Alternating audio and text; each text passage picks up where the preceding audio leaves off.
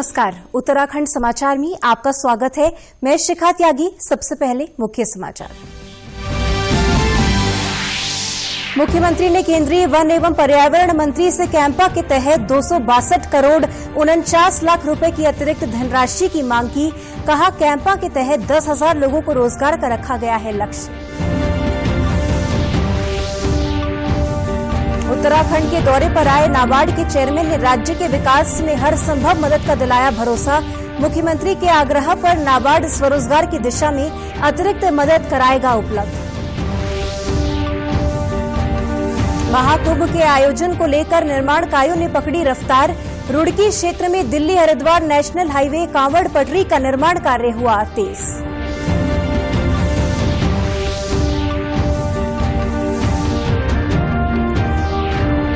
और केदारनाथ और बद्रीनाथ में हुई सीजन की पहली बर्फबारी। दोनों धामों में बर्फबारी होने से श्रद्धालुओं के चेहरे खिले। तापमान में गिरावट दर्ज होने से ठंड भी बढ़ी। अब समाचार विस्तार से। मुख्यमंत्री त्रिवेंद्र सिंह रावत ने आज नई दिल्ली में केंद्रीय वन एवं पर्यावरण मंत्री प्रकाश जावड़ेकर से भेंट कर राज्य से संबंधित मामलों पर चर्चा की। इस दौरान मुख्यमंत्री ने कहा कि कोविड-19 के कारण लाखों की संख्या में उत्तराखंड के लोग वापस अपने राज्य में आए हैं। राज्य सरकार ने कैंपा के तहत 10,000 लोगों को रोजगार देने की योजना बनाई है। उन्होंने बताया कि कैंपा के तहत 2020-21 के लिए 262 करोड़ 49 लाख रुपए की अतिरिक्त धनराशि का प्रस्ताव केंद्रीय वन मंत्रालय को भेजा गया है। मुख्यमंत्री ने केंद्रीय मंत्री से इस प्रस्ताव की स्वीकृति का अनुरोध किया। केंद्रीय मंत्री प्रकाश जावड़ेकर ने मुख्यमंत्री के अनुरोध पर अपनी सैद्धांतिक स्वीकृति दी। वहीं मुख्यमंत्री ने नई दिल्ली में निर्माणाधीन भवन उत्तराखंड निवास का भी निरीक्षण किया। उन्होंने बताया कि ये भवन उत्तराखंड वास्तुकला शैली में बनाया जाएगा। ये 5 सितारा ग्रीन भवन होगा और इसका अपना सीवेज शोधन संयंत्र होगा। भवन में 50 किलोवाट क्षमता का सोलर पावर प्लांट भी लगाया गया है। नाबार्ड के सहयोग से आज देहरादून में सहकारिता सशक्तिकरण विषय पर एक विचार गोष्ठी का आयोजन किया गया। कार्यक्रम में सहकारिता मंत्री डॉक्टर धन सिंह रावत और नाबार्ड के अध्यक्ष GR चिंतला ने अपने विचार रखे। सहकारिता मंत्री डॉक्टर धन सिंह रावत ने कहा कि नाबार्ड राज्य को पहले से ही कृषि, सड़क व कोऑपरेटिव के क्षेत्र में आर्थिक मदद करता आ रहा है। नाबार्ड की मदद से बद्रीनाथ धाम में बैंक की शाखा खुलने जा रही है। उन्होंने कहा कि राज्य हित में कुछ सुझाव नाबार्ड अध्यक्ष को दिए गए हैं, जिनमें उन्होंने सैद्धांतिक सहमति भी जताई है। जो हमारा शॉर्ट टर्म लोन है वो हमको अभी तक 500 करोड़ रुपए नाबार्ड की तरफ से दिया जाता था और इस समय नाबार्ड के चेयरमैन ने हमको 750 करोड़ रुपए का लोकेशन किया है और उन्हें ये भी कहा है कि अगर जनवरी तक आपने ये खर्चा कर दिया तो हम आपको और पैसा भी दे देंगे। तो मुझे लगता है कि कोई दिक्कत नहीं है। और इस लॉकडाउन में भी हमारे विभाग ने, कोऑपरेटिव विभाग ने 1 लाख किसानों को 0% पे ऋण दिया है। ये बड़ी बात है। राष्ट्रीय कृषि और ग्रामीण विकास बैंक नाबार्ड के चेयरमैन डॉक्टर GR चिंतला ने राज्य के विकास में नाबार्ड की ओर से हर संभव मदद का भरोसा दिलाया है। खासकर लॉकडाउन के दौरान गांव लौटे लोगों को स्वरोजगार उपलब्ध कराने के लिए नाबार्ड मुख्यमंत्री के आग्रह पर राज्य सरकार को अतिरिक्त मदद उपलब्ध कराएगा। नाबार्ड के चेयरमैन डॉक्टर GR चिंतला ने कहा कि उत्तराखंड प्रोग्रेसिव स्टेट है। उन्होंने कहा कि राज्य के ग्रामीण एवं अर्ध शहरी क्षेत्रों में अवस्थापना सुविधाओं के विकास के लिए वित्तीय समावेशन की व्यवस्था की जाएगी।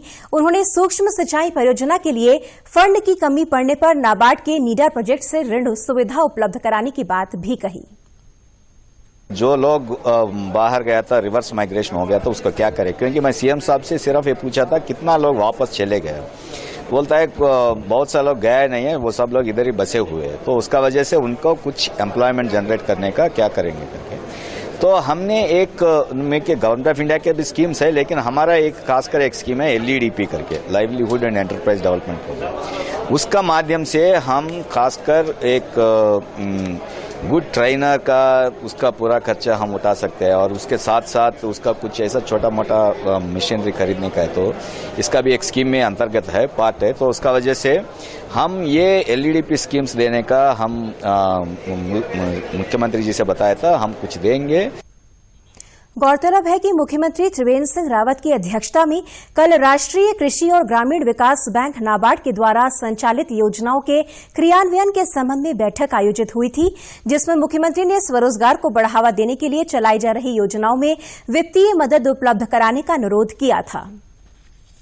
देहरादून स्थित जॉलीग्रांट एयरपोर्ट के विस्तार के लिए वन क्षेत्र का कुछ हिस्सा हटाने के लिए वन मंत्रालय से स्वीकृति मिल चुकी है, जिसका कुछ एनजीओ और सामाजिक संस्थाओं के द्वारा विरोध किया जा रहा है। इस विरोध को लेकर मुख्यमंत्री ने नाराजगी जताई है। उन्होंने कहा कि सामरिक दृष्टि से एयरपोर्ट का विस्तार किया जाना बेहद जरूरी है। मुख्यमंत्री ने भरोसा दिलाया कि जितने भी पेड़ इस दौरान काटे जाएंगे, उसके 3 गुना पौधों को रोपा जाएगा और उनका संरक्षण किया जाएगा। देहरादून के एयरपोर्ट का महत्व केवल पर्यटकों के लिए और आने वाले लोगों के लिए नहीं है, इसका महत्व राष्ट्रीय महत्व है।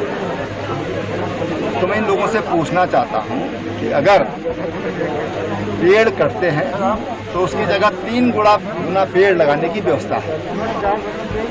क्या ये चाहते हैं कि जो टेहरी के विस्थापित लोग जो पहले यहाँ पर विस्थापित होकर आए हैं उनको पुनः विस्थापित किया जाए? इस तरह का षड्यंत्र ये राजनीतिक लोग कर रहे हैं। हरिद्वार जिले में अगले वर्ष आयोजित हो रहे महाकुंभ की तैयारियां जोरों पर चल रही हैं।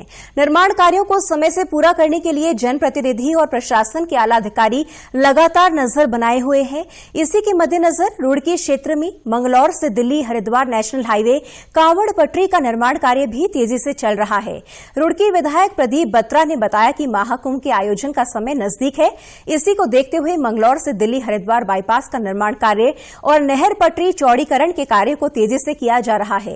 उन्होंने निर्माण कार्यों में हुई देरी का कारण लॉकडाउन माना। उन्होंने कहा कि वे अपने क्षेत्र में लगातार निर्माण कार्यों पर नजर बनाए हुए हैं, जिससे कि कुंभ आयोजन से पहले सभी कार्य समय से पूरे किए जा सकें। लॉकडाउन की वजह से काम विलम्ब हुआ मैं समझता हूँ, और जो नहर पटरी का काम है ये यूपी द्वारा कराया जा रहा है। बीच में काम काफी तेज चला, बीच में रुक गया था, फिर काम दोबारा तेजी से चल गया और उम्मीद करते हैं कि कुंभ तक ये काम पूरा हो जाएगा। तो जब हाईवे जाम लगेगा तो श्रद्धालु यहाँ से जाएंगे, और हाईवे का काम भी सरबर चल रहा है नेशनल हाईवे का, और जो रुड़की बाईपास है वो जल्दी ही तैयार हो जाएगा और लोगों को उसका लाभ मिलेगा। वहीं जॉइंट मजिस्ट्रेट नमामि बंसल ने बताया कि निर्माण कार्यों से संबंधित विभागों से समन्वय स्थापित कर कार्य को जल्द से जल्द पूरा कराने के प्रयास किए जा रहे हैं। तो सभी संबंधित विभाग हैं एनएच वगैरह, उनसे समन्वय स्थापित करके जो कार्य है उसको जल्द से जल्द पूरा कराने की कोशिश की जा रही है। प्रयास यही है कि ये ससमय जो प्रोजेक्ट्स हैं पूरे हो जाएं और जो सारा यातायात है वो सुचारू रूप से चल पाए। ऑप्टिमिस्टिकली हम पूरा प्रयास यही है कि ये ससमय सारी जो हमारी तैयारियां हैं वो पूरी हो जाएं और जो यथास्थिति रहेगी उसके अनुसार सभी जो संख्या योजना के अनुसार बुलाई जाएगी, आमंत्रित किया जाएगा जिनको, उनके लिए सारी व्यवस्थाएं यातायात की, वैकल्पिक रूट की यदि जरूरत होगी तो उसकी व्यवस्था की जाएगी। राज्य में आज मौसम के करवट लेने के साथ ही इस सीजन की पहली बर्फबारी देखने को मिली। राज्य के अधिकतर इलाकों में आज सुबह की शुरुआत बादलों के आगोश में हुई। दोपहर होते होते मौसम ने अपना असर दिखाया और केदारनाथ धाम में इस सीजन की पहली बर्फबारी शुरू हो गई। बर्फबारी होने से केदारनाथ धाम में ठंड काफी बढ़ गई है, लेकिन ठंड के बीच धाम पहुंचे भक्त बर्फबारी का आनंद लेते दिखाई दिए। उत्तराखंड के अधिकतर इलाकों में आज सुबह बादल छाए रहे, जिससे ठंड में थोड़ा और इजाफा हो गया। मिली जानकारी के अनुसार बद्रीनाथ धाम समेत ऊंचे इलाकों में बर्फबारी की खबर है। मौसम केंद्र के अनुसार अगले कुछ दिनों में तापमान में और गिरावट आ सकती है, इससे रात को ठंड में इजाफा होगा। केंद्र सरकार की जल संरक्षण संवर्धन योजना के अंतर्गत विभिन्न विभागों की सहायता से जल संरक्षण का कार्य किया जा रहा है। टिहरी जिले के भिलंगना विकास खंड के फलेड़ा गांव में जिला पंचायत की सहायता से ग्रामीणों ने एक प्राकृतिक जल स्रोत का संरक्षण किया है। जल स्रोत संरक्षण का कार्य पूरा होने के बाद ग्रामीणों को समर्पित करते हुए जिला पंचायत अध्यक्ष सोना सजवाड़ ने बताया कि प्राकृतिक जल स्रोतों को बिना छेड़छाड़ किए जिला पंचायत टिहरी गढ़वाल जिले में 150 जल स्रोतों का संरक्षण कर रहा है। उन्होंने ग्रामीणों से पानी की एक एक बूंद बचाने की अपील की।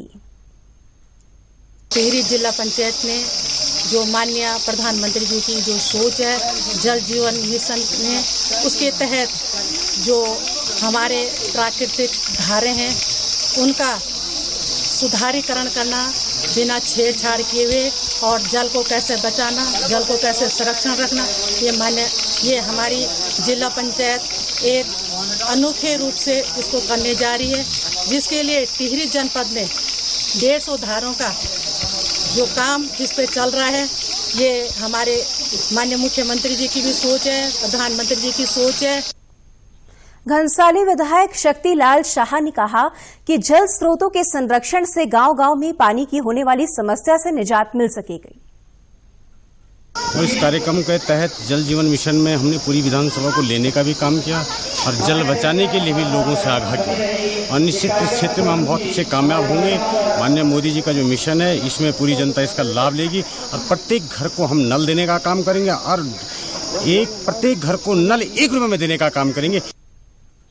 वहीं जिलाधिकारी ईवा श्रीवास्तव ने कहा कि जनपद में सभी प्राकृतिक स्रोतों को संरक्षित करने के लिए जिला प्रशासन जनप्रतिनिधियों के सहयोग से काम कर रहा है। उन्होंने ग्रामीणों के सहयोग की प्रशंसा करते हुए कहा कि जन सहयोग के बिना कोई कार्य नहीं किया जा सकता है। आज के डेट में बहुत ज़्यादा जागरूकता बढ़ गई है कि ये नौले धारे जो खत्म हो रहे थे तो उनका संवर्धन करने की, संरक्षण करने की, तो ऐसे ही एक प्रयास यहाँ पर जिला पंचायत ने और स्थानीय लोगों ने मिलकर के किया है और एक बहुत ही खूबसूरत स्रोत संवर्धन का यहाँ पर एक प्रारूप तैयार किया है, जहाँ पर पीने के पानी से लेके नहाने का पानी, पशु पक्षियों के लिए पानी, सब कुछ उपलब्ध करा करके गाँव में जो पनघट का सपना होता है उसको साकार यहाँ पर किया है।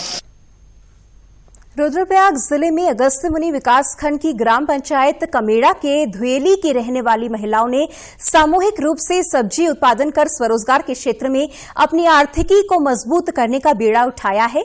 बीते साल एक सरकारी और निजी संस्था द्वारा यहां की महिलाओं को सब्जी उत्पादन के लिए प्रेरित किया गया, जिसके बाद इन महिलाओं ने समूह का गठन कर आपसी समन्वय से स्वरोजगार की दिशा में न्यूट्रिशन गार्डन का ये सफल कदम उठाया ताकि व्यवसाय के साथ साथ स्थानीय लोगों को पोषण मिल सके। हमने एक परिवार ने यहाँ 20-25 हज़ार की सब्जी का मुनाफा लिया। अभी लगभग 4 परिवारों ने किया था, अब बाकी सब कर रहे हैं। बाकी इधर घेर बार हो गई तो बाकी सब हमने भिंडी, बैंगन और गोभी, इससे पहले तो यही किया था। अभी प्याज, लहसुन, राई, मूली, मेथी, पालक, ये सब कर रहे हैं अभी। बेसिकली देखा जाए तो हम लोग न्यूट्रिशन को लेकर फोकस्ड है इस गाँव में, और क्योंकि जैसे सरकार का भी फोकस है कि न्यूट्रिशन अपने खेत से अगर हो पाएगा तो वो सबसे बेस्ट है। तो अभी मनरेगा के साथ मिलके और हॉर्टिकल्चर डिपार्टमेंट के साथ मिलके एक बड़े पैच को घेरबाड़ करके उसके अंदर हम कोशिश कर रहे हैं कि एक सीज़न में कम से कम 5 से 6 प्रकार की सब्जियां लोग अपने खेत से ले पाएँ। जिन खेतों में कभी अपने गुजारे लायक भी सब्जी पैदा नहीं होती थी, वहां आज प्रत्येक परिवार सीजन में 20 से 25 हजार रुपए की आमदनी कर रहा है। इस कार्य में उद्यान विभाग और मुख्य विकास अधिकारी का भी बड़ा योगदान रहा है। जंगली जानवरों से सब्जी की सुरक्षा के लिए जहां घेरबाड़ मनरेगा के तहत की गई, तो वहीं बीज आदि उद्यान विभाग द्वारा मुहैया करवाया गया। विशेष रूप से ये इस प्रकार का एक प्रत्यक्ष उदाहरण बनने जा रहा है, जिसमें कि सरकारी मशीनरी, विभिन्न विभाग, मनरेगा स्कीम और जो एनजीओ है उनके CSR मद से किस प्रकार से ग्रामीण मदद लेते हुए अपनी आजीविका को सुधार सकते हैं। यहाँ पर एक न्यूट्री गार्डन का कॉन्सेप्ट डेवलप किया गया है इसकी माड़ा गाँव में, जो कि यहाँ पर विभिन्न प्रकार के वेजिटेबल्स ये कर रहे हैं। कोरोना संक्रमण से ठीक होने की दर में लगातार इजाफा हो रहा है, लेकिन अभी खतरा टला नहीं है। लोक गायिका माधुरी बर्थवाल ने लोगों से कोरोना संक्रमण से बचाव के लिए और अधिक सावधानी बरतने की अपील की है। जैसा कि देखा गया है, कोविड-19 से भारत ही नहीं पूरा विश्व ग्रसित है, किंतु वर्तमान में लोग कोरोना को सामान्य रूप में लेने लगे हैं। फलस्वरूप कोरोना बढ़ता ही चला जा रहा है। अतः कोरोना को हराने के लिए, कोविड-19 से बचने के लिए उचित व्यवहार का पालन करना बहुत जरूरी है।